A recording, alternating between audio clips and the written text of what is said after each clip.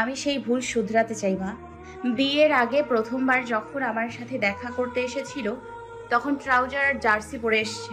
আমি তার কাছে এখনো সেরকমই গুরুত্বহীন, কোনো পরিবর্তন নেই। মিনারা বেগম ভেজা চোখে একটা দীর্ঘ নিঃশ্বাস ফেলে বলল, একটু অপেক্ষা করে দেখ মা, বিয়ে তো আর ছেলে খেলা না। ছেলে খেলা নয় দেখেই তো অত কিছুর পরেও আমি ওই বাড়িতে ফিরে গিয়েছিলাম। কিন্তু সে সংসার চায় না, বাচ্চা চায় না, দূরে চলে যেতে চায়, চলেও গেছে। বিয়ে তার কাছে ছেলে খেলা। মিনারা বেগম দুশ্চিন্তাগ্রস্ত মুখে বসে রইলেন। এসা চোখ বুজে বালিশে মাথা দিল। পায়ে আটকানো জুতা জোড়াও খুলেনি। ক্লান্ত শরীরে কিছুক্ষণের মধ্যেই ঘুমিয়ে পড়ল। মিনারা বেগম ওর পায়ের জুতা খুলে বাথরুম থেকে বালতিতে করে পানি এনে পা ধুয়ে দিল। ওর পায়ের আঙুলগুলো একেবারে ওর বাপের আঙুলের মতো লম্বা লম্বা হয়েছে। রাতে কিসের খচখাচানিতে পলি বেগমের ঘুম ভাঙে।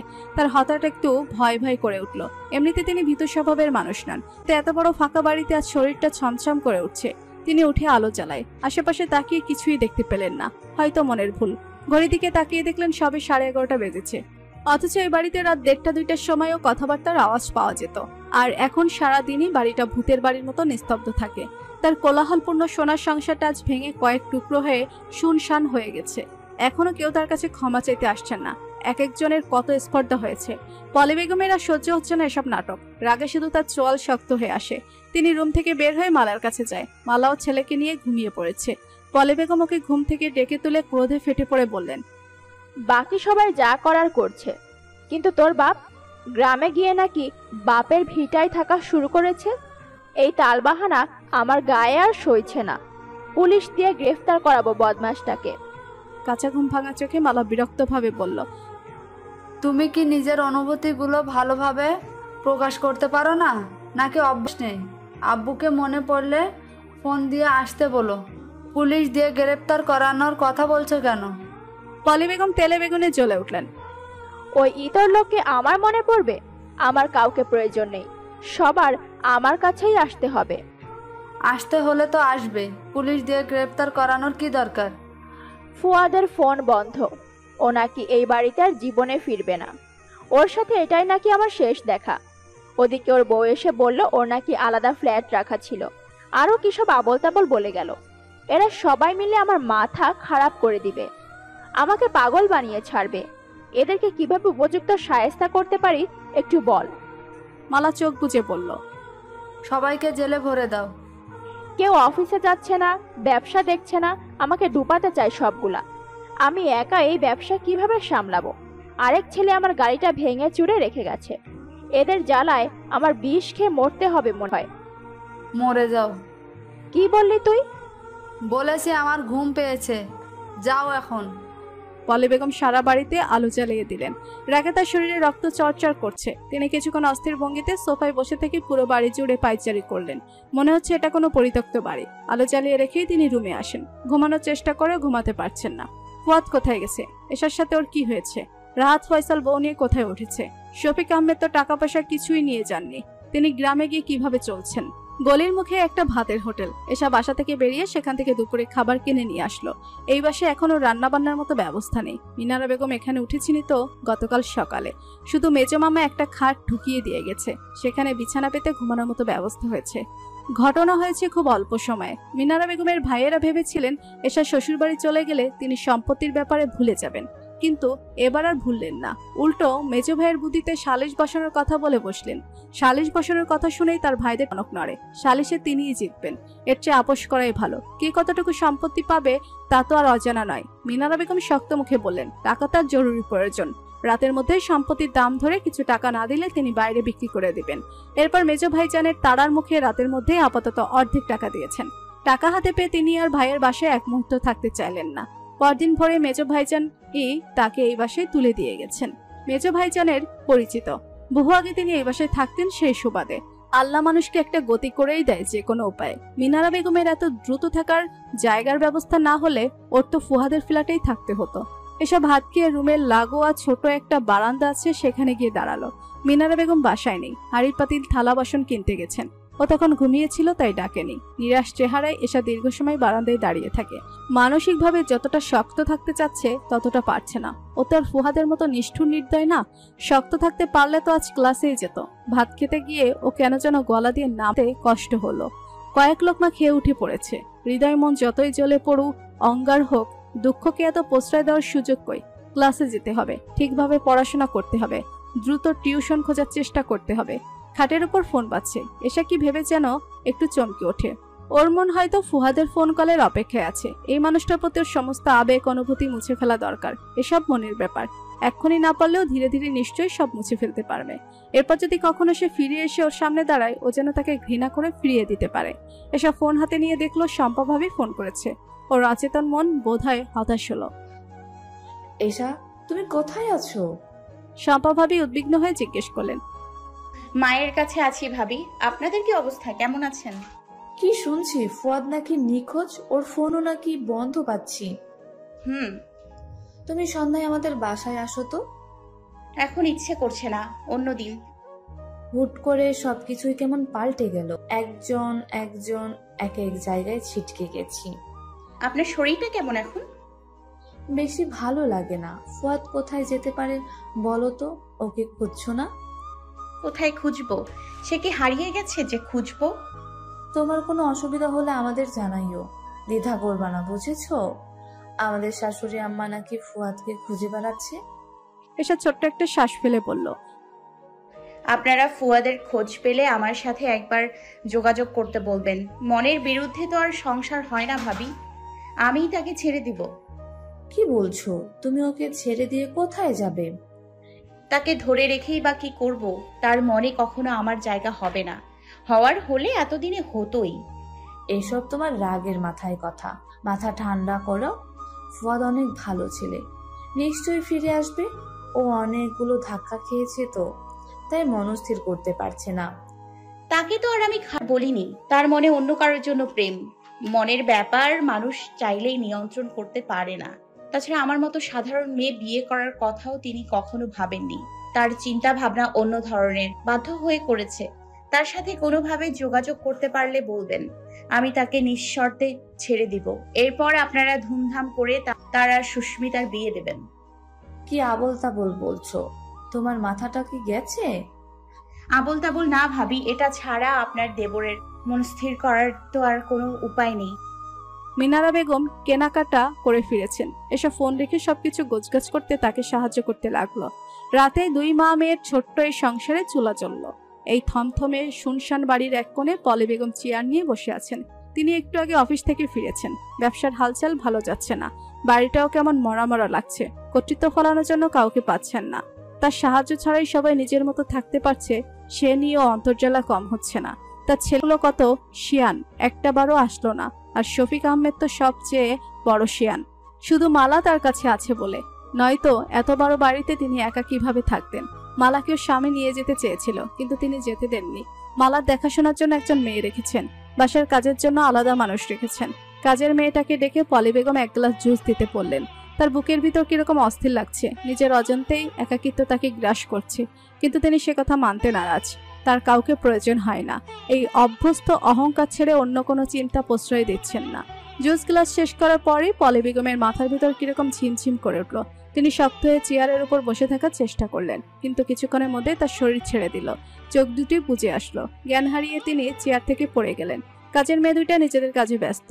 মালা ও ছেলেকে নিয়ে একটু বাইরে বের হয়েছে। পলি বেগম জ্ঞান হারিয়ে মেঝেতে পড়ে আছেন, তাকেও দেখেনি। মালাকে দেখাশোনার জন্য যে মেয়েটাকে রাখা হয়েছে ও পলি বেগমকে মেঝেতে পড়ে থাকতে দেখলো অনেকক্ষণ পর। মেয়েটা চিৎকার করে উঠল। এইবারে চিৎকার শুনে ছুটে আসার মতো কেউ নেই। ওরা দুজন আর দারোয়ান মিলে পলি বেগমকে হাসপাতালে নিয়ে গেল। ফয়সাল, রাহাত, ফুয়াদ, শফিক আহমেদ সবার কাছে ফোন করলেন দারোয়ান। কেউই তার ফোন ধরেনি। মালার ফোন নম্বর জানা নেই, তাই ওকে কল দিয়ে জানাতে পারলো না। দুপুরের দিকে বৃষ্টি নেমেছে। গলির রাস্তাটায় পানি জমেছে। এসব সেলোয়ার একটু টাকনুর উপরে তুলে সাবধানে পা ফেলে হেঁটে বাসার দিকে যাচ্ছে। ক্লাস শেষে একটা টিউশন করিয়েছে। আপাতত একটাই জোগাড় করতে পেরেছে। এসব বাসায় ঢুকেই পুরোপুরি বিছানায় শুয়ে পড়ল। শরীরটা কয়দিন যাবৎ কেমন দুর্বল লাগছে। সকালে উঠে পেট মুচড়ে বমি আসে। আবার মাথা ব্যথা করছে নাকি তোর? মিনারা বেগম জিজ্ঞেস করলেন। এসে চোখ বুজে ক্লান্ত গলায় বলল, না, শরীরটা খুব দুর্বল লাগছে। রাতে ঠিকমতো ঘুমাস না, কয়েক লোকমা ভাত খাস, শরীরে শক্তি আসবে কোত্থেকে? তার উপর ক্লাস, টিউশন। মারে, এত চিন্তা করিস না, আল্লাহর উপর ভরসা রাখ। প্রতিদিন সকালে এমন বমি আসে। নতুন টিউশন শুরু করেছি, 1 মাসও হয়নি। না গিয়ে উপায় নেই। গলির মাথা পর্যন্ত যেতেই আমার পা দুইটা দুর্বল হয়ে আসে। মিনারা বেগম কিছুক্ষণ পর বললেন, একবার প্রেগন্যান্সির পরীক্ষা করে দেখ তো। এসব ম্লান মুখে একটু হাসার চেষ্টা করলো। আরে ধুর। দিনরাত এক মুহূর্তের জন্য মাথা থেকে দুশ্চিন্তা নামাতে পারে না। শরীর তো খারাপ হবেই। এর ভিতর এশাকে মালা ফোন করলো। এই অপ্রত্যাশিত অনাকাঙ্ক্ষিত ফোন কলেও চমকালো। মালা ফোন করেই ব্যগ্র আর অস্থির গলায় বলল, এশা মা খুব অসুস্থ। এশা মা খুব অসুস্থ, ফুয়াদের ফোন বন্ধ। আব্বু, ফয়সাল ভাইয়া, রাহাত কেউই আমার ফোন ধরছে না। রাইদের বাবাও ঢাকার বাইরে। আমি একা কি করব বুঝতে পারছি না। তুমি একটু ওদের কাছে ফোন দাও, তোমার ফোন নিশ্চয় ধরবে। ঠিক আছে, আমি এক্ষুনি ফোন দিচ্ছি। জ্ঞান ফেরার পর পলি বেগম আশেপাশে চোখ বুলিয়ে নিজেকে সম্পূর্ণ একা আবিষ্কার করলেন। আবার কি রকম একটা ধাক্কার মতো লাগলো তার বুকে। তার স্বামী, 4 ছেলে মেয়ে, ছেলের বউয়েরা, মেয়ের জামাই, নাতি নাতনি, সেই ঘর ভরা মানুষ, চোখ খুলে একজনকেও দেখতে পেলেন না। এই প্রথম একাকিত্বকে অস্বীকার করে তিনি নিজেকে সর্বেসর্বা ভাবতে পারলেন না। তার কাউকে প্রয়োজন নেই, এই কথাটা যেন আজ তাকে হুড়ুর বিদ্রুপ করছেন। তার মৃত্যু ভয় করছে। আতঙ্কে পলি বেগমকে বিধ্বস্ত দেখাচ্ছে। তাকে হাসপাতালে নিয়ে আসলো। মালা কোথায়? ছেলেদের না হয় বউয়েরা জাদুমন্ত্র করে তার থেকে দূরে নিয়ে গেছে, কিন্তু তার মেয়েটাও তার পাশে নেই কেন? পলি বেগম হুহুক করে কেঁদে উঠলেন। বাসা একেবারে ফাঁকা। দারোয়ান আর নাজমা তাই মালা আসার পরে চলে গেছে। সুমি কেবিনের বাইরে রাইতকে নিয়ে দাঁড়িয়ে আছে। মালা ডাক্তারের সাথে কথা বলছে। কান্নার আওয়াজ পেয়ে সুমি আর রাইত কেবিনের ভিতরে ঢুকে নানুকে এভাবে কাঁদতে দেখে রাইত বিষণ্ণ মুখে জিজ্ঞেস করলো, নানু, তুমি কাঁদছো কেন? তুমি মারা গিয়েছিলে কেন? পাশে থেকে সুমি ফিক করে হেসে বলল, মরছিল না তোমার নানু, জ্ঞান হারাই গেছিল। মালা আসে। পলি বেগম জ্ঞান ফিরেছে দেখে ও চোখ মুছে একটা স্বস্তির নিঃশ্বাস ফেলে তার পাশে বসে। কাঁদছো কেন তুমি এখন? তোমার নাকি কাউকে প্রয়োজন নেই, তুমি একাই 100। পৃথিবীতে টাকা দিয়ে সব হয় না মা, টাকার চেয়ে পরিবার পরিজন বড় বিষয়। এর ভিতর ফয়সাল আর রাহাত হন্তদন্ত হয়ে কেবিনের ভিতর ঢুকলো। মারুফ আর শম্প এসেছে। শফিক আহমেদ গ্রামের বাড়ি থেকে রওনা দিয়েছে, আসতে একটু সময় লাগবে। এসে সবাইকে ফোন করে জানিয়েছে, কিন্তু ও আসেনি। ওর কি কাজ এখানে? ওকে দেখলে পলি বেগম নিশ্চয়ই আরো বেশি অসুস্থ বোধ করবেন। ওদের দেখে পলি বেগমের কান্না আরো বেড়ে গেল। তিনি কান্না জড়ানো ক্ষিপ্ত গলায় বললেন, তোরা এখানে কেন এসেছিস পাষাণের দল? বড় পাষাণটা তো আসেনি। তোদের কাউকে আমার প্রয়োজন নেই। আমি আমার সব সম্পত্তি মালার নামে লিখে দেব। মালা রেগে মেগে আগুন হয়ে গেল। তোমার সম্পত্তি নিয়ে তুমি কবরে যাও। তুমি আসলে জীবনে শুধরাবে না। একা বাসায় অজ্ঞান হয়ে পড়েছিলে। সুমি, নাজমা আর দারোয়ান চাচা তোমাকে হাসপাতালে নিয়ে আসছে, তাও তোমার কাউকে প্রয়োজন নেই। ফয়সাল গম্ভীর মুখে বলল, আমরা এখানে সম্পত্তির জন্য আসিনি, আমাদের আসার জন্য খবর দেওয়া হয়েছে, আমরা সেজন্যই এসেছি। পলি বেগম এই প্রসঙ্গে কথা না বলে বিলাপের স্বরে বলে উঠল, ফুয়াদ কোথায়? আমার ছেলেটার কোনো খোঁজ নেই। আমি মরলেও ও জানতে পারবে না। তোরা ওকে একটু খুঁজে বের কর। পাগলের মতো বিলাপ করতে লাগলেন পলি বেগম। এসাও আমাকে একটু দেখতে আসলো না। আর শফিক তো মনে হয় গ্রামে আবার বিয়ে করেছে, আমার কথা ভুলে গেছে।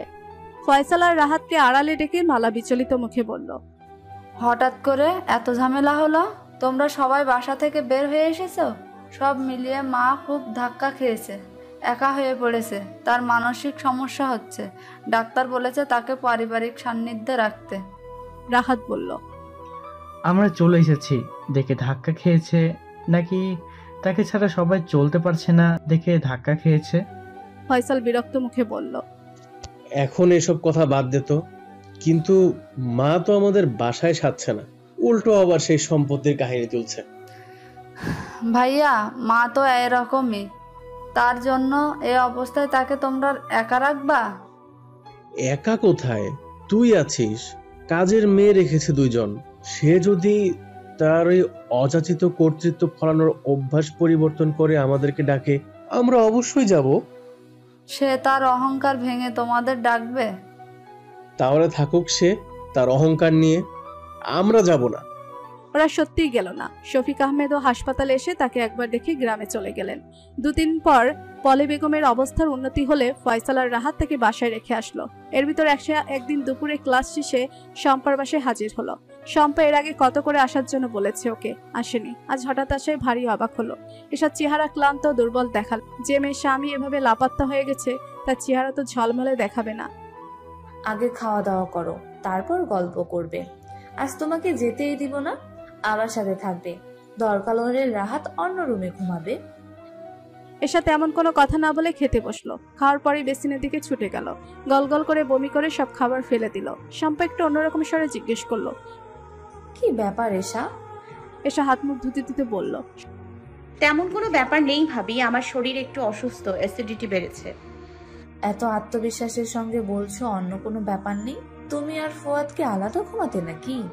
একজন খাটে একজন মেঝেতে, এমন কিছু তোমাদের ভিতরে কিছুই হয়নি? হবে না কেন? পুরুষ মানুষ এক যুগের প্রেম রেখে বাধ্য হয়ে অন্য কাউকে বিয়ে করলেও রাত হলে শরীর হাতাবেই।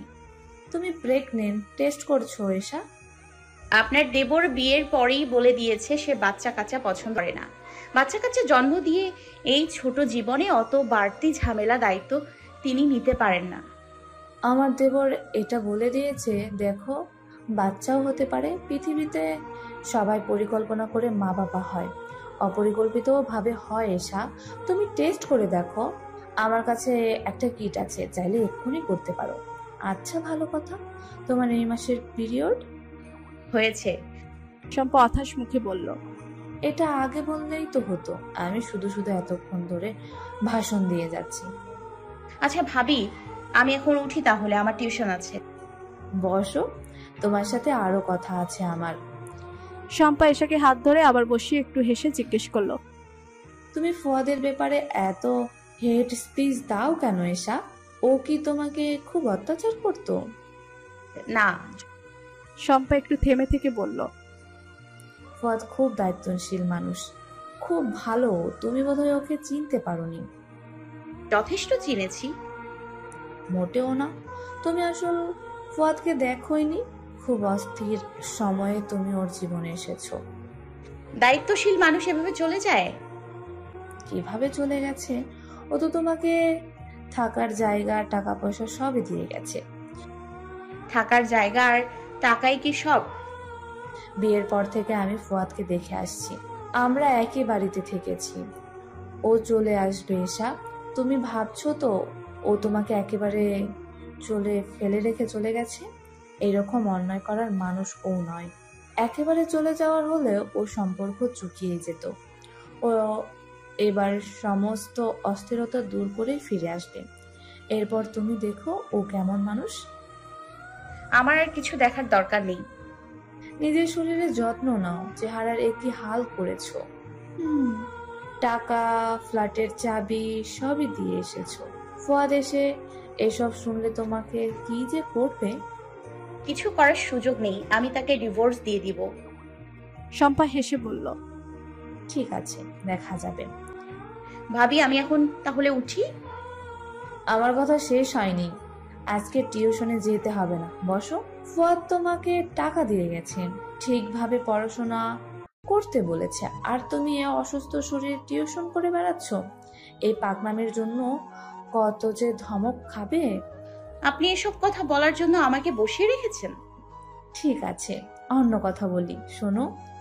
আমি বিয়ের পরেই ওই বাড়িতে গিয়ে দেখি তুমুল ঝামেলা চলছে। বাড়ির ছোট্ট ছেলে মায়ের কথা শুনছে না। মা চাচ্ছে ছেলে বিবিএ পড়ুক, ছেলে চাচ্ছে ইঞ্জিনিয়ারিং। কি যে একটা কঠিন ঝামেলা হলো। শেষ পর্যন্ত মায়ের অর্থ হয়ে ছেলে সফটওয়্যার ইঞ্জিনিয়ার নিয়ে ভর্তি হলো। মা ক্ষিপ্ত হলো, লেখাপড়ার খরচ বন্ধ করে দিল। এরপর ফুয়াদ টিউশনি করে খরচ চালিয়েছে। খুব কষ্ট হয়েছে ওর। এরকম অনেক ঘটনা আছে যেগুলো তেমন বড় না, ছোট ছোট।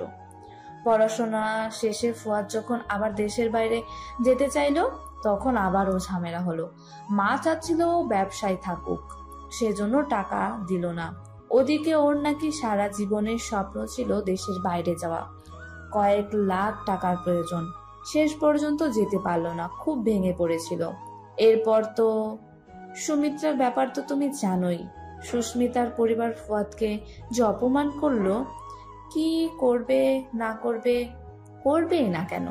মা সুস্মিতাদের বাসায় কি উল্টোপাল্টা আচরণ করেছে। এইরকম ফ্যামিলিতে তারা মেয়ে দিতে রাজি হলো না। সুস্মিতা শেষমেশে ওকে ছেড়ে দিল। থেমে একটা দম ফেলে বলল, এরপর ও সব ভুলে চুপচাপ ব্যবসায় হাত লাগালো, তোমাকে বিয়ে করলো। ব্যবসায় থেকে হয়তো দেশের বাইরে যাওয়ার জন্য টাকা জমাতো, আর বিয়ে করে নিজের রাগ জেদ তোমারকে ব্যবহার করে পরিবারে অশান্তি সৃষ্টি করতে থাকলো একের পর এক। এসব এখন সবার কাছেই পরিষ্কার। ফ্যামিলিটা ওর কাছে একটা বিরক্তির জায়গা হয়ে উঠেছিল। এই বিরক্তিকর পরিবারটাকে ভাঙতে চেয়েছে, শেষ পর্যন্ত ভেঙেওছে।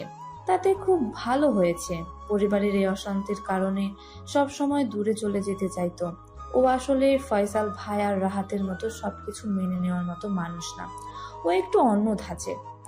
শম্পা আবার বলল, এখন তুমি বলো, ও কি কোনো যন্ত্র? মানুষের মন ঠিক হতেও একটু সময় লাগে এসা। ও তো আবার সেই রকম সময় পায়নি। এর আগেই তোমাদের বিয়েটা হয়ে গেল। এমন না যে বিয়ের পর সুস্মিতার সাথে যোগাযোগ রেখেছে। সুস্মিতা বাসায় এসেছিল, দেখোনি কিভাবে এড়িয়ে গেছে। ও দূরে গেছে, ভালোই হয়েছে। সব তিক্ততা বিরক্তিকর ধীরে ধীরে মুছে যাবে, মন মেজাজ স্থির হবে। ফুয়াদের মন মেজাজ স্থির হবে কিনা এসব জানা নেই, তবেও খুব অস্থির মুখে শম্পা ভাবির বাসা থেকে বেরিয়ে আসে। বাসায় ফেরার পরে ফার্মেসি থেকে একটা প্রেগনেন্সি কিট কিনে এনে টেস্ট করলো। অদৃষ্টের একই পরিহাস। এসব দুর্বল শরীরটা আরো নিস্তেজ হয়ে আসলো। ও ধীরে ধীরে মেঝেতে বসে পড়লো। ওর হাউমাউ করে গলা ছেড়ে কাঁদতে ইচ্ছে করছে। ও বারবার কিটটার দিকে তাকাচ্ছে স্তব্ধ চেহারায়। মিনারা বেগম রান্নাঘর থেকে ডাকলেন, এসা এইদিকে আয়, শুনে যা একটু। ও বেহুশের মতো উঠে সেদিকে গেল। মিনারা বেগম পেঁয়াজ কাটতে কাটতে দীর্ঘ নিঃশ্বাস ফেলে বললেন, আগেই যদি সাহস করে এই সম্পত্তি বিক্রি করে তোকে তাড়াহুড়ো করে বিয়ে শাদী না দিয়ে পড়াশোনা করাতাম, তখন এত সাহস হয়নি। এখন দেয়ালে পুরোপুরি পিঠ ঠেকে গেছে তো। এসব কোনো কথা না বলে কেমন গা ছাড়া দিয়ে দাঁড়িয়ে রইল। মিনারা বেগম আবার বললেন, টাকা এভাবে ঘরে বসিয়ে রাখার চেয়ে আমরা যদি ওই মোড়ে একটা দোকান ভাড়া করে মেয়েদের জামা পোশাক তুলি কেমন হবে বলতো? ওখানে স্কুল কলেজ আছে, আরো 2টা মহিলার দোকান আছে, দেখেছিস? ভালোই চলে। এবারও এসা কিছু বলল না। মিনারা বেগম তাকিয়ে দেখলেন ওকে কেমন অস্বাভাবিক দেখাচ্ছে। তিনি কিছু জিজ্ঞেস করার আগে এসে তাকে জড়িয়ে ধরে হাউমাউ করে কাঁদতে লাগলো। রাত 8টার কাছাকাছি। ফুয়াদ একটা পাহাড়ের উপর দাঁড়িয়ে আছে। একটা সিগারেট ধরিয়ে অর্ধেক টেনে ফেলে দিল। মাঝে কয়েক মাস একেবারে চেইন স্মোকার হয়ে গিয়েছিল। এখন আর তেমন ভালো লাগছে না। আজকে জ্যোৎস্না রাত, একদম ঝকঝকে চাঁদের আলো। এসব আবার জ্যোৎস্না দেখার পাগল। মেয়েদের জ্যোৎস্না দেখা, বৃষ্টিতে ভেজা এসব নিয়ে আলাদা আহ্লাদ থাকে। ফুয়াদের নেই। এসা কি বৃষ্টিতে ভিজে তো পছন্দ করে, ওর জানা নেই। আজকে রাত পাহাড়েই তাঁবু টানিয়ে কাটাবে। ওর সঙ্গে আরো কয়েকজন আছে। কাল দুপুরে বাসে ঢাকার উদ্দেশ্যে রওনা হবে। ওর লন্ডন যাওয়ার তারিখ আছে। এসা বিকালে কিছুক্ষণ কান্নাকাটি করে এখন হাঁটুতে মুখ গুজে খাটের উপর বসে আছে। বসার ভঙ্গি অত্যন্ত বিষণ্ণ। একটা মানুষ টানা 5-7 ঘন্টা একই ভঙ্গিতে বসে আছে। কি আশ্চর্য কারবার, সামান্য নড়াচড়া করছে না, যেন একটা কংক্রিটের মূর্তি। মিনারা বেগম ওর কাঁধে মৃদু ঝাঁকি দিয়ে বললেন, বাচ্চা হওয়া এমন কোনো দুঃখের ব্যাপার না যে এভাবে বসে থাকতে হবে। এসা আগের মতোই নীরব। ও চোখের পলকও ফেলছে অনেকক্ষণ পর পর। বেয়াদবের বাচ্চা জীবনে নাকি বাপ হইতে চায় না, তার বউ আবার বিয়ের পরে প্রেগনেন্ট হয়ে যায়। বেয়াদবির ফল এইগুলো। মিনারা বেগম কিছুক্ষণ ফুয়াদকে বকাঝকা করলেন। এরপর এশাকে বললেন, পৃথিবীতে যে আসে সে তার রিজিক নিয়েই আসে। তোর তো চারকুলে কেউ ছিল না, আল্লাহ আমাদের বাঁচিয়ে রাখেনি। আমার জীবনটা এখন তোমার মতো অমন দুর্দশায় কাটবে? আমার সন্তানেরও আমার মতো জলে ভেসে যাবে জীবনটা? নিদারুণ হাহাকার ভরা গলায় বললে এশা। মিনারা বেগম একটু হেসে বললেন, তা হবে কেন মা? তোর সন্তান কি আর যেমন তেমন ব্যাপার? সে হলো পলি বেগমের নাতি, রাজকন্যা, রাজপুত্রের মতো জীবন হবে তার। মা, তুমি হাসছো? বাপ ছাড়া কারো রাজকন্যা রাজপুত্রের মতো জীবন হয় না, আমার মতো জীবন হয়। তোর সন্তানের বাপ ছাড়া জীবন হবে কেন রে? বাপ মা, দাদা দাদি, চাচা ফুফু সবাইকে নিয়ে খুশির সাম্রাজ্য হবে ওর। তোর তো একটা বদমাইশ রাজা বর আছে, তুই হবি সেই সাম্রাজ্যের সবার প্রিয় সম্রাজ্ঞী। এশা এবার হাঁটু থেকে মুখ তুলে বলল, এসব মিথ্যে সান্ত্বনা দিতে হবে না। আমি এখন আর ছোট এশা নেই যে তুমি এসব হাজিবাজি রাজা রানীর কেচ্ছা বলে আমার মন ভালো করবে। মিনারা বেগম মিষ্টি নিয়ে আসেন, এশার মুখের সামনে ধরে বললেন, নে মিষ্টি মুখ কর, তোকে মিথ্যা সান্ত্বনা দিব না। সত্যি রাজা রানীর হাবিজাবির কেচ্চার মতোই রূপকথার জীবন হবে তোর। এশা অসহায় মুখে তাকালো সেদিকে। তুমি মিষ্টি এনেছো? এসব কি তামাশা শুরু করলে? মিনারা বেগম জোর করে ওর মুখে মিষ্টি ঢুকিয়ে দিল। ও ভোতা চেহারায় সেটুকু বাধ্য হয়ে গিলল। পলি বেগম রুম পরিবর্তন করে মালার রুমে উঠেছে। ইদানিং রাতে একা রুমে তার ভীষণ আতঙ্ক লাগে। মনে হয় ওই দিনের মতো আবার জ্ঞান হারিয়ে পড়ে থাকবে। এরপর হাসপাতালের বিছানায় চোখ খুলে পাশে কাউকে দেখবে না। বিছানার উপর ঝিম ধরে বসে আছেন পলি বেগম। মালা সেই কখন তার হাতে ওষুধ ভেঙে দিয়ে গেছে। তিনি বোধহয় ওষুধ খাওয়ার কথা ভুলে গেছেন। তোর বাপ কত বড় নেমক হারাম দেখেছিস? কত বড় বেঈমান। আমার ছেলেগুলোও নেমক হারাম, সব সমান। কেউ আসলো না বাড়িতে। আমি মরলেও বোধহয় ওরা আসবে না। এত নিষ্ঠুর স্বামীর সন্তান তুই আর দেখেছিস মালা? মালা রুমে ঢুকতেই পলি বেগম দুঃখ ভরা গলায় বললেন, দিনের বেশিরভাগ সময় তিনি এখন এসব বলেন। তাতে সত্যি বোধহয় গন্ডগোল হয়ে গেছে। এটা তোমার বাড়ি, তুমি ওদের আসতে না বললে ওরা কিভাবে আসবে?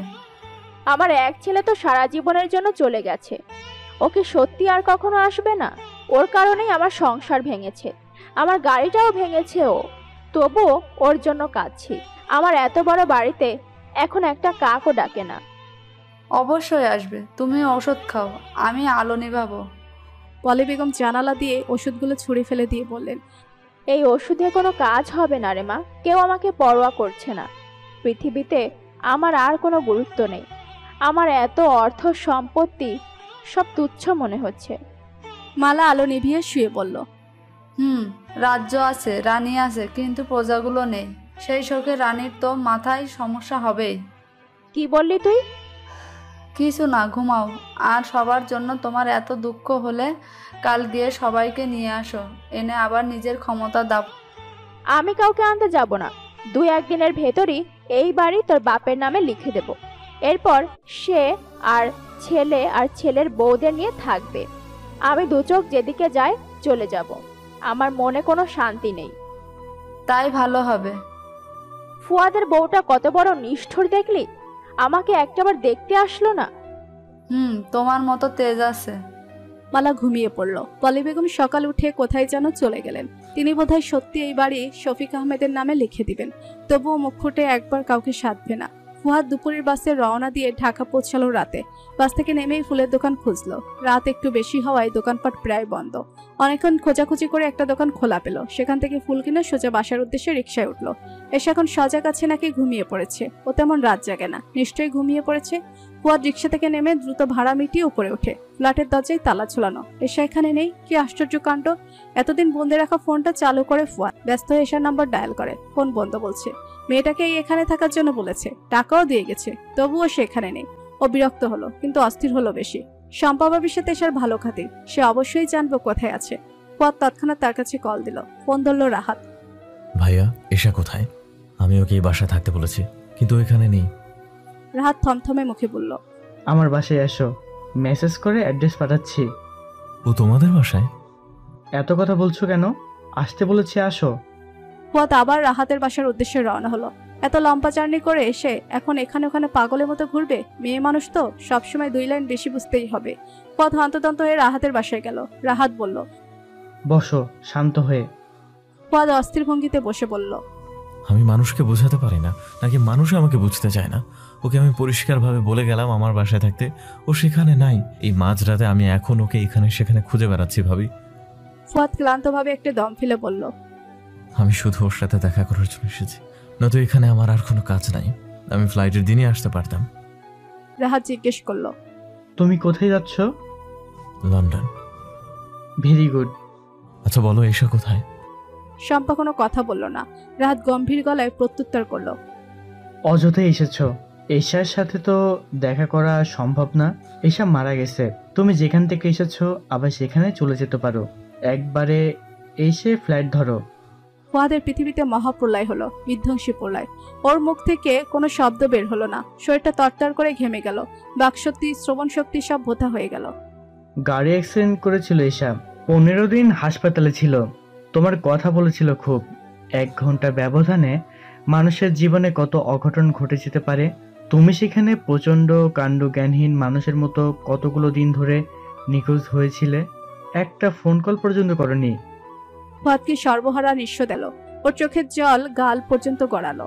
বেচারার ভেতরটাই কেমন দুর্বিষহ অবর্ণনীয় যন্ত্রণাই না হচ্ছে। শম্পার মায়া হলো। রাহাত হলো অল্প কথার গম্ভীর মানুষ। সে যদি বলে সূর্য পশ্চিমে উঠেছে, তাও বাসার সবাই বিশ্বাস করতে চাইবে। শম্পা বিরক্ত চোখে রাহাতের দিকে তাকিয়ে চাপা গলায় বলল, ধুর, কি বিশ্রীকর মিথ্যে বলছো। ও যা করেছে তাও খুব বিচ্ছিরি হয়েছে, অন্তত একটা রাত কষ্ট পাক।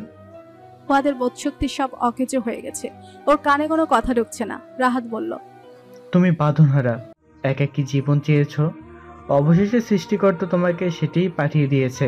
অভিনন্দন। এবার তুমি সেখানে খুশি যাও। তোমার মা একজন খারাপ শাশুড়ি, তুমি একজন খারাপ স্বামী। অযথাই বড় বড় কথা বলো তুমি। তুমি আসলে মায়ের কার্বন কপি। শম্পার খুব মেজাজ খারাপ হচ্ছে। ফুয়াদের এমন কি দোষ যে ওকে এসব বলে 1 রাত যন্ত্রণা রাখতে হবে? এসব মৃত্যু ওর জন্য কি সামান্য কোনো ব্যাপার? রাহাতে নিজের রুমের দিকে যেতে যেতে বলল, আগামী সপ্তাহে ওর মৃত্যুর 41 দিন হবে। পারলে মিলারটা দিয়ে লন্ডনে যেও। শম্পা, ওকে খাবার দাও, খেয়ে দিয়ে ঘুমাতে বলো। এত দুঃখ পাওয়ার নাটক করছে কেন ও? কি যে এক অবর্ণনীয় ভয়ঙ্কর রাত কেটেছে ফুহাদের জীবনে। আত্মগ্লানি, অনুশোচনা, অপরাধবোধে পুরো পৃথিবীটা মুহূর্তে অর্থহীন, তুচ্ছ মনে হয়েছে। মুখ থেকে একটা শব্দ বের হয়নি। গোটা রাত শম্পাদের বসার ঘরের চেয়ারটাতে স্তব্ধ হয়েছিল। মায়ের সাথে কত দ্বন্দ্ব হলো, কত বড় বড় স্বপ্ন ভাঙলো। পছন্দের মানুষের সাথে বিয়েটাও ভেঙেছে, এতে দুঃখ পেয়েছে। ভেতরটা ক্ষত বিক্ষত হয়েছে, কিন্তু কখনো চোখ থেকে একটা জল গড়ায়নি। সে বহু বছরের জলশূন্য চোখে শ্রাবণের ধারা নেমেছে। এসব দুঃস্বপ্ন না হলে এই অপরাধবোধ ওকে থামিয়ে দিবে, মানসিকভাবে পঙ্গু করে দিবে। ভেবেছিল ঢাকায় এসে এশাকে বলবে, এসা, একা বাঁচা যায়? একা বাঁচা তেমন কোনো আনন্দের ব্যাপার না। জীবনটা আসলে মাকড়সার জালের মতো, মায়ায় পেঁচানো। একটু দূরে গেলেই সুতোয় টান পড়ে, ফিরে আসতে ইচ্ছে করে। দুঃখ টানা পড়েনে বেড়ে উঠে মেয়েটা কতই না স্বপ্ন নিয়ে ওকে বিয়ে করেছিল। আর ও কি করলো? নিজের ব্যক্তিগত রাগ ক্ষোভ সব মেয়েটার উপরে মেটালো। চূড়ান্ত অন্যায় অবিচার করলো। এসা সদ্য প্রস্ফুটিত বেলি ফুলের মন স্নিগ্ধ, ভীষণ মিষ্টি হাসির মেয়ে। মাঝে মাঝে কি বিষণ্ণ দেখাতো, মনে হতো ওর চেহারাটা আস্তে একটা মেঘলা আকাশ। কেন এত বিষণ্ণ দেখাতো ওকে? ভালোবাসার অভাবে। ফুয়াদ আর কিছু ভাবতে পারছে না, মস্তিষ্ক অসাড়, অকেজো মনে হলো। সকাল হয়েছে। শম্পা বিছানা ছেড়ে উঠেই আগে একবার বসার ঘরে উকি দিল। ফুয়াদকে সে রাতের মতো একই ভঙ্গিতে বসে থাকতে দেখে বিচলিত হয়ে রাহাতকে ডাকলো ব্যস্ত গলায়, আশ্চর্য ব্যাপার, এখনো উঠছো না কেন? গিয়ে দেখো ফুয়াদের অবস্থা। ইস, ছেলেটার দিকে তাকানো যাচ্ছে না। জনমের শিক্ষা হয়েছে ওর। এবার গিয়ে আল্লাহর ওয়াস্তে সত্যিটা বলো। রাহাত চোখ খুলে বলল, তুমি কি বলো? এশার মায়ের বাসার অ্যাড্রেস তো তুমি জানোই, দিয়ে যাও। শম্পা আটকে উঠে চেহারায় বলল, আমি কি বলবো? সারা রাত কবরে গিয়ে রাখা মানুষটাকে আমি এখন জ্যান্ত করতে যাব? পলি বেগম তো বাসা ভর্তি ভাঙার মতো অনেক জিনিসপত্র ছিল। গ্যারেজে দামি গাড়ি ছিল, আমার বাসা ভর্তি জিনিসপত্র নেই, গ্যারেজের গাড়িও নেই। ও জাস্ট আমার মাথায় বাড়ি মারবে। রাহাত বিছানা ছেড়ে উঠে লিভিং রুমের দিকে পা বাড়ালো। শম্পা পেছন থেকে ডেকে বলল, প্লিজ ওকে যা বলার বাসায় বাইরে নিয়ে বলো। অনেক শখ করে জীবনে প্রথমবারের মতো সংসারের জন্য কিছু কিছু কিনেছি। প্লেট, বাটি, গ্লাস এগুলো সব টেবিলের উপরে রাখা। রাহাত ফুয়াদকে বাসার বাইরে নিয়ে গিয়ে বলল, যা হওয়ার তা তো হয়েছে, সবই সৃষ্টিকর্তার ইচ্ছা। জন্ম মৃত্যুতে মানুষের কোনো হাত নেই, বিয়েতেও নেই। ওরকম একটা ফুটফুটে মেয়ের সঙ্গে সৃষ্টিকর্তা তোর মতো ছ্যাঁকাখোরের জুটি কেন মিলিয়েছিল তা তিনিই জানেন। ওর মা সারা জীবন ওই মেয়েটা নিয়েই বেঁচে ছিলেন। ভদ্রমহিলা এখন একবারে নিঃস্ব হয়ে গেলেন, আর কারো কোনো ক্ষতি হয়নি। শোন, তুই পারলে তার সঙ্গে একবার দেখা করে আয়। রাহাত ওকে মিনারা বেগমের বাসার ঠিকানা দিল। ও উদ্ভ্রান্ত দিশেহারা মানুষের মতো সেদিকে রওনা হলো। মিনারা বেগমের সামনে যে কোনো মুখে দাঁড়াবে সেটা ভাবার মতো বোধশক্তিও হলো না। ফুয়াদ যাওয়ার পর রাহাত বাসায় ঢুকিয়ে শম্পাকে বলল, আগামী 1 মাস কেউ কলিং বেল বাজালেই ফট করে দরজায় খুলবে না। আগে লুকিং গ্লাস দিয়ে দেখে নিবে। ফুয়াদকে দেখলে কোনোভাবেই দরজা খুলবে না। এশা টিউশনে যাওয়ার জন্য তৈরি হচ্ছে। একেবারে ক্লাস শেষ করে বিকালের টিউশনটা করে ফিরবে। মিনারা বেগম বারবার বলছেন, এই শরীর নিয়ে বাসা থেকে বের হোস না। দেখ বাইরে কি রোদ, আরো অসুস্থ হয়ে যাবি। তোর টিউশনই করানো লাগবে না, মাঝে মাঝে ক্লাস করিস শুধু। মোড়ে নাকি একটা দোকান খালি হবে, আমি কথা বলবো নাকি তুমি বলবে? আমার কথা কি তোর কানে যাচ্ছে না? শরীরের সাথে এত জেদ খাটে না। নিজেকে এত শক্তিশালী প্রমাণ করার তো দরকার নেই। কিছু হবে না, চিন্তা করো না, কই মাছের প্রাণ আমার। এই বাসায় ড্রেসিং টেবিল নেই। মিনারা বেগম কাঠের নকশি ফ্রেমের একটা ওয়াল মিরর এনে টানিয়েছেন। এসে সেটির সামনে দাঁড়িয়ে দাঁড়িয়ে লম্বা চুলগুলো আস্রাতে আস্রাতে বলল, সম্ভবই আসলে আমার বাচ্চা হওয়ার খবরটা দিও না কিন্তু, এই বাড়ির কেউ যেন না জানে। কেন এত লুকোচাপার কি আছে? তোর মাথায় চলছেটা কি? এশা, তুই কি বাচ্চা নষ্ট করার কথা ভাবছিস নাকি? খবরদার এই পাপ কাজ করার কথা ভাবিস না। ফুয়াদ চলে আসবে, সব ঠিক হয়ে যাবে। ছি ছি, কি বলছো? বাচ্চার জন্য তো এখনই আমার মায়া করছে। ফুয়াদ না আসলেও আমি ওকে নিয়ে তোমার মতো একটা দুঃখী দুঃখী জীবন কাটিয়ে দিব, সমস্যা নেই। এসব এক হাতে নিয়ে বলল, লুকো ছাপার কিছু নেই, সময় হলে আমি সবাইকে বলবো। শম্পা ভাবি বা ওই বাড়ির কেউ জানলে কোনো সমস্যা নেই, সমস্যাটা অন্য জায়গায়।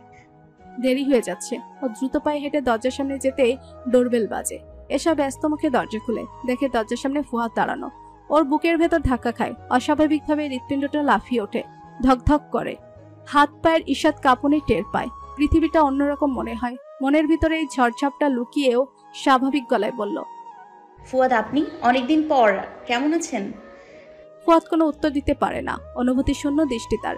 এসে এগুলো কি বিভ্রম? ওর মাথা কি খারাপ হয়ে গেছে আকস্মিক মৃত্যু শোকে? ও স্বপ্নের জগতে আছে নাকি বাস্তবে? স্বপ্ন, বাস্তব নাকি বিভ্রম, সবকিছু গুলিয়ে বিমূঢ় হয়ে দাঁড়িয়ে থাকে ফুয়াদ। এসা মিনারা বেগমকে ডেকে বলল, মা ওনাকে বসতে দাও, আমার দেরি হয়ে যাচ্ছে, আমি আসি। ও এরকমই ভাবে রেখেছিল ফুয়াদ যদি আবার কখনো এসে ওর সামনে দাঁড়ায় ঠিক এভাবেই এড়িয়ে যাবে।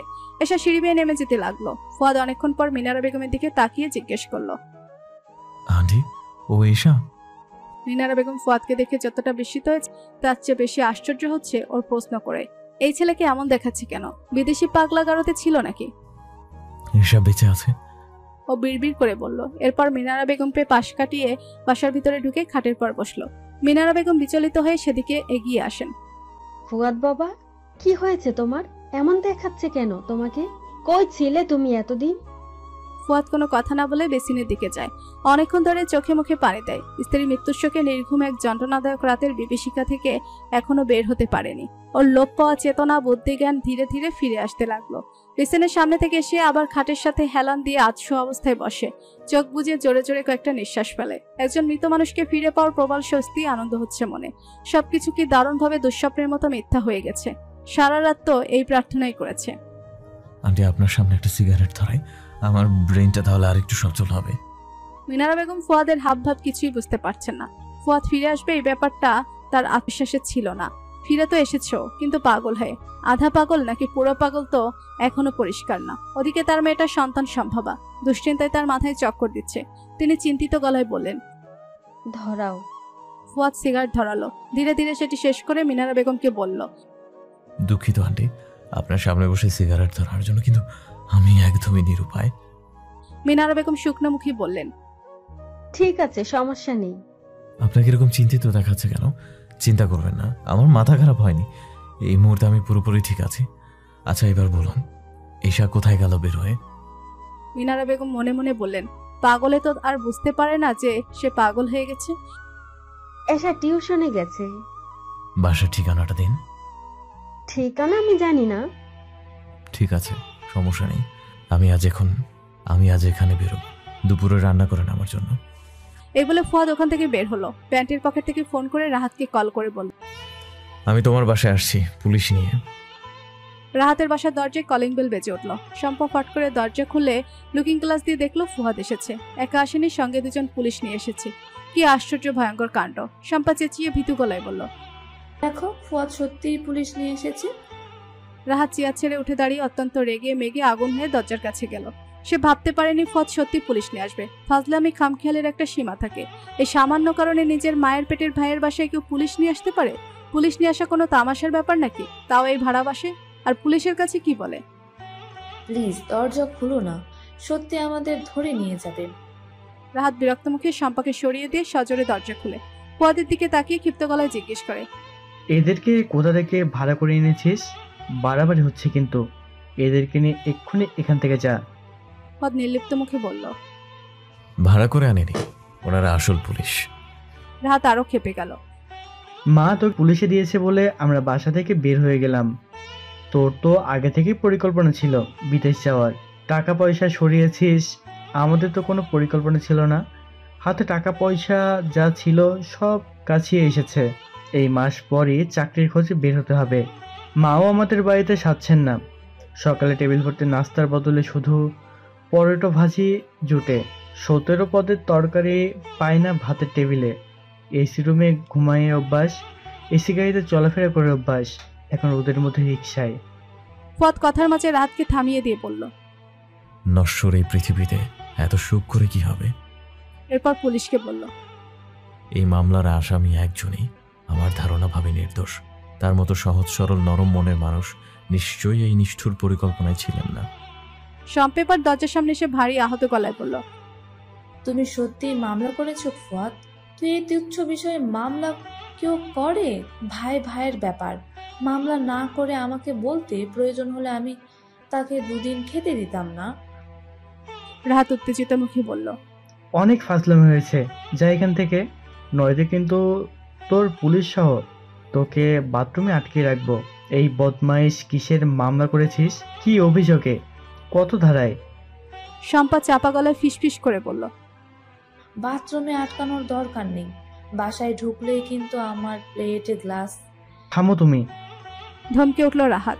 এর ভিতর একজন পুলিশ সদস্য গুরুগম্ভীর গলায় বলল, আপনি কিন্তু আমাদের অপমান করছেন। আমরা নকল পুলিশ নই। 2 মিনিট সময় দিলাম আপনাকে, শার্ট গায়ে দিয়ে দ্রুত আমাদের সাথে চলুন।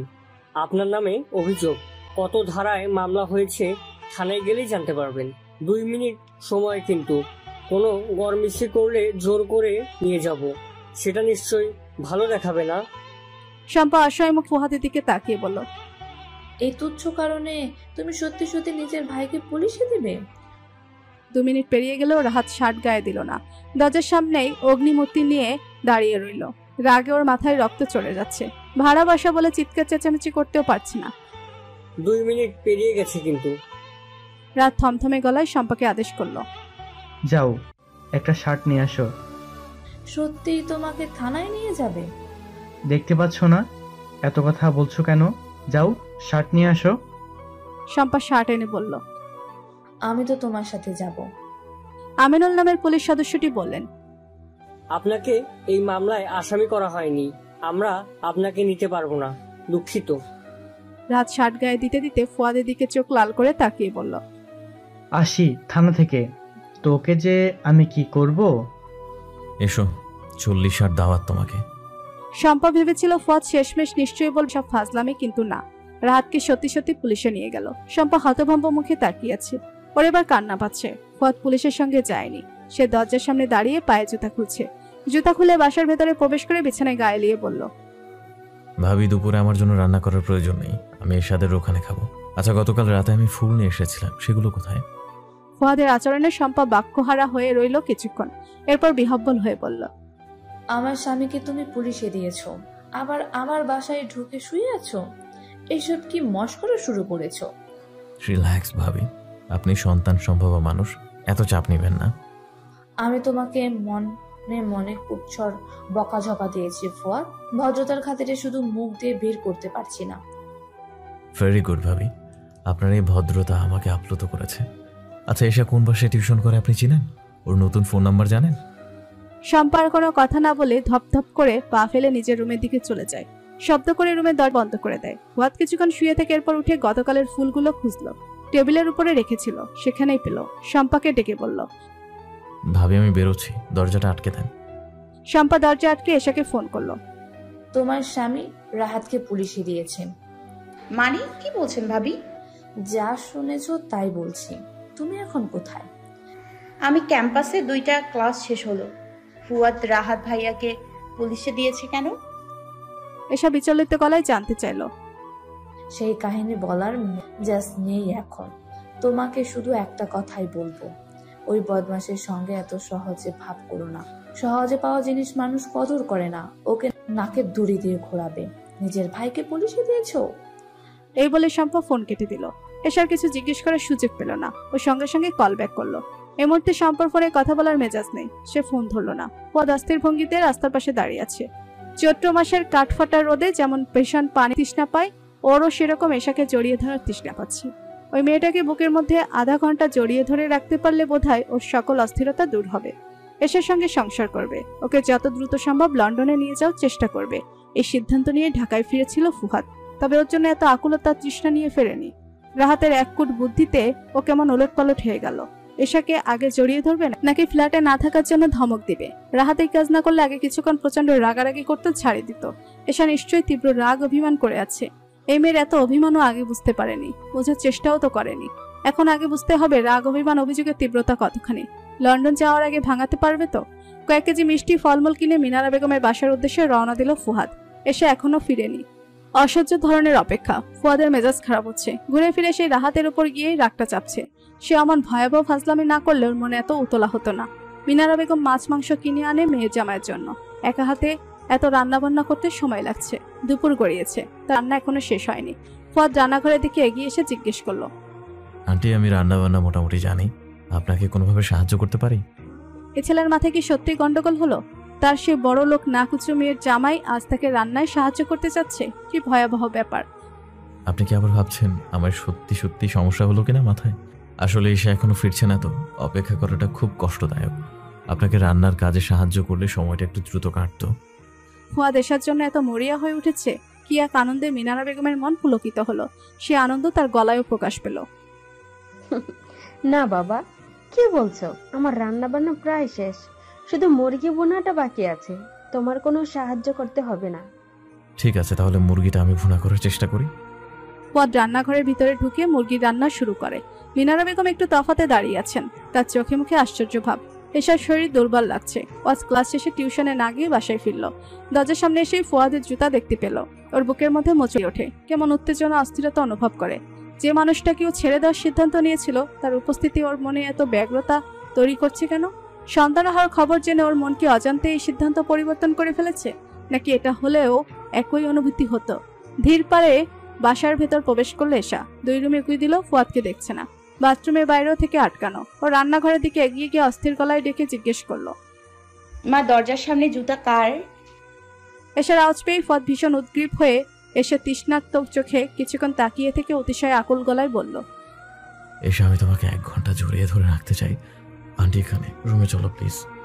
ফুয়াদের এই তীব্র আকুলতা উপেক্ষা করে এসা নিরস গলায় জিজ্ঞেস করলো, আপনি রাহাত ভাইয়াকে পুলিশে দিয়েছেন কেন? এসব কথা পরে বলবো। তোমাকে জড়িয়ে ধরার তৃষ্ণায় আমার বুকের ভেতর চৌচির হয়ে যাচ্ছে। আগে বলুন। ফুয়াদ অধৈর্য গলায় বলল, এই খবর তোমাকে কে দিল? সে আমার অনেক বড় উপকার করেছে। আমার কিছু ব্যাপার সঠিকভাবে উপলব্ধি করিয়েছে, যেগুলো আমার আগেই বোঝা উচিত ছিল। তাহলে তাকে পুলিশে দিলেন কেন? পুলিশে দিয়েছে এটা সঠিক, তবে পুলিশ তাকে থানায় নেয়নি, বিরিয়ানি খাওয়াতে নিয়েছে।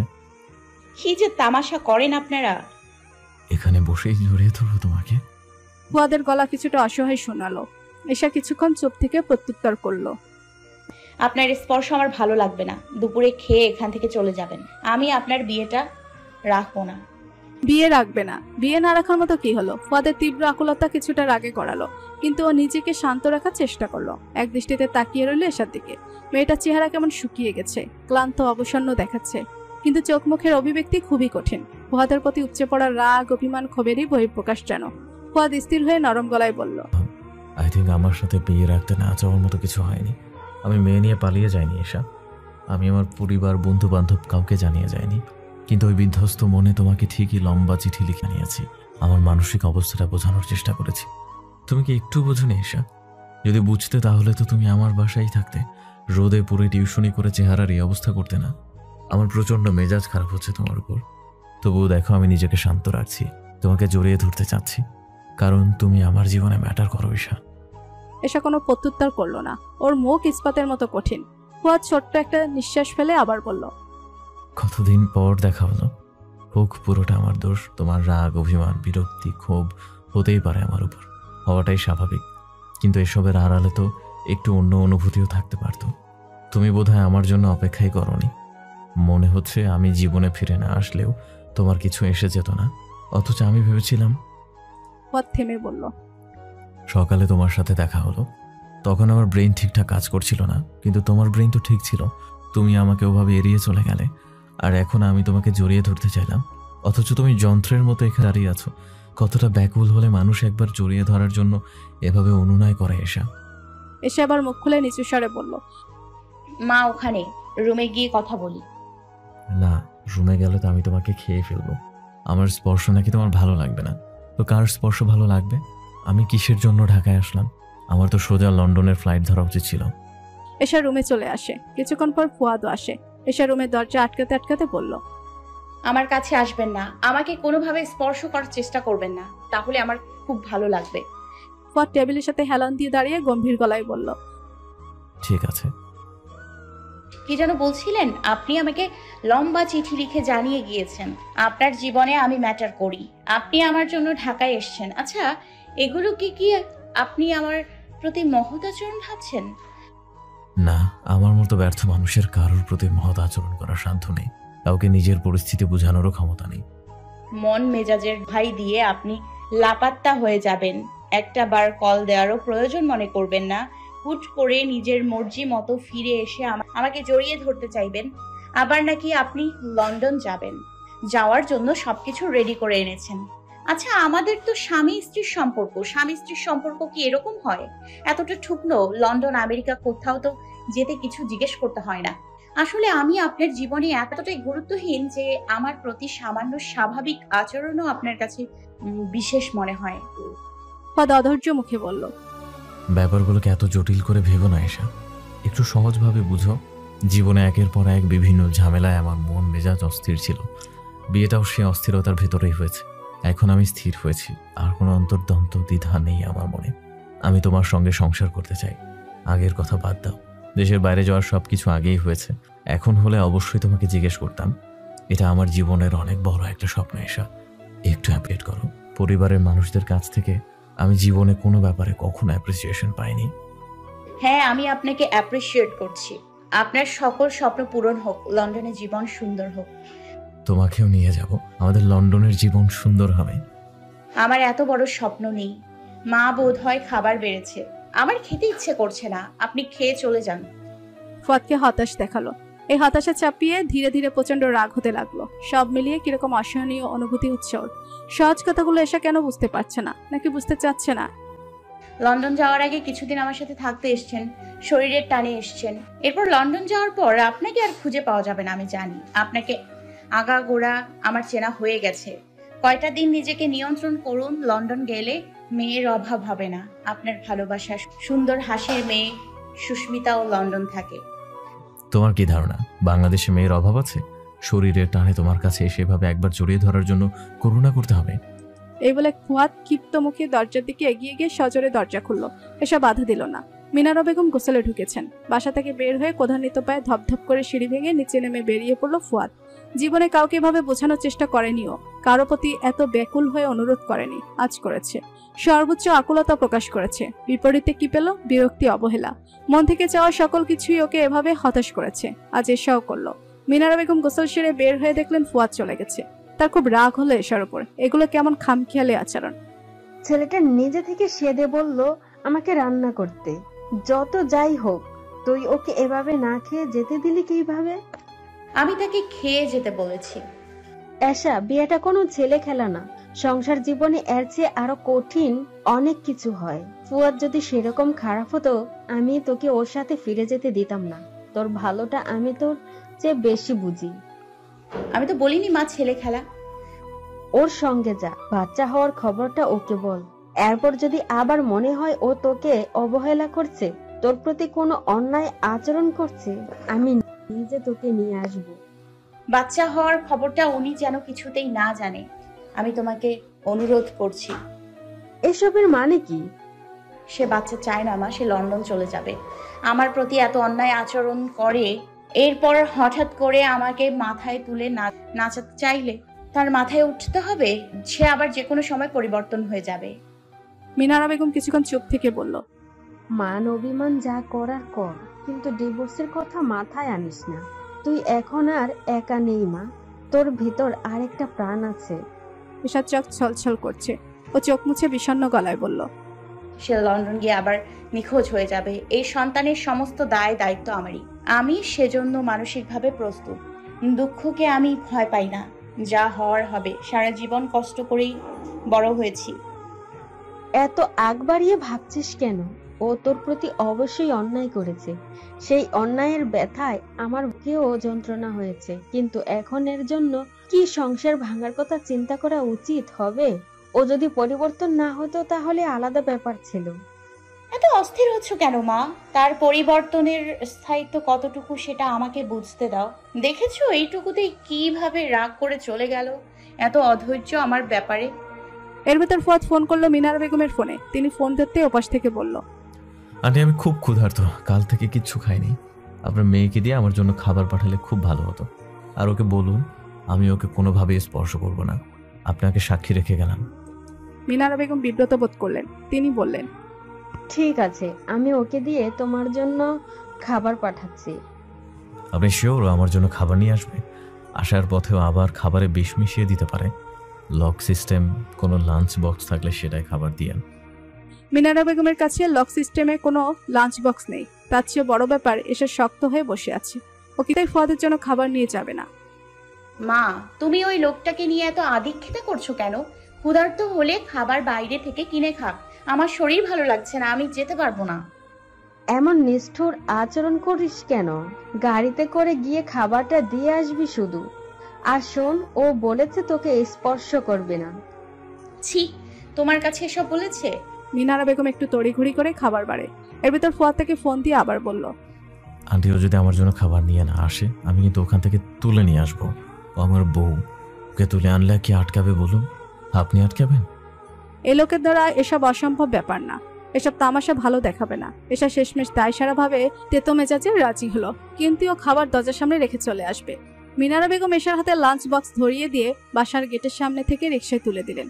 রিকশা চলতে শুরু করার আগ মুহূর্তে তিনি ওকে সতর্ক করে বললেন, খাবারে আবার কিছু মিশিয়ে নিয়ে যাস না। এশার কপালে ভাঁজ পড়ে। ও ভুরু কুচকে তাকায়। কি আবল তাবল বলছো?